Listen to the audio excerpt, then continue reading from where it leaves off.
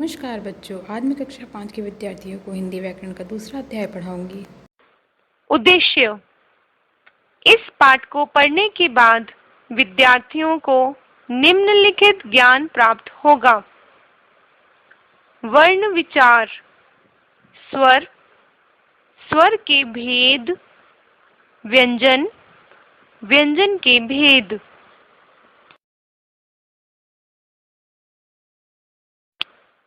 वर्ण विचार। वर्ण हिंदी भाषा में प्रयुक्त सबसे छोटी ध्वनि है। जैसे अ, आ, इ, ई, उ, ऊ, क, ख आदि। वर्णमाला। वर्णों का समुदाय वर्णमाला कहलाता है। उच्चारण और प्रयोग के आधार पर हिंदी वर्णमाला के दो भेद हैं, स्वर और व्यंजन। स्वर वर्ण। स्वर उन ध्वनियों को कहते हैं जो बिना किसी अन्य वर्णों की सहायता के उच्चारित किए जाते हैं। स्वर के भेद। उच्चारण की दृष्टि से स्वर के तीन भेद होते हैं, ह्रस्व स्वर, दीर्घ स्वर, प्लुत स्वर। ह्रस्व स्वर।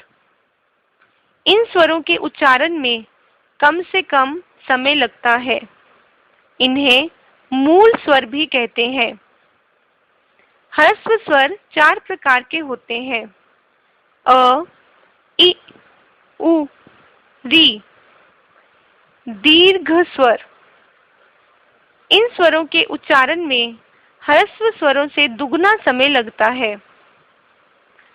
ये हिंदी में 7 है, आ, ई, उ, ए, ओ, औ। प्लुत स्वर। इन स्वरों के उच्चारण में दीर्घ स्वरों से भी अधिक समय लगता है। ध्यान दें, प्राय प्लुत स्वर का प्रयोग दूर से बुलाने में किया जाता है। व्यंजन।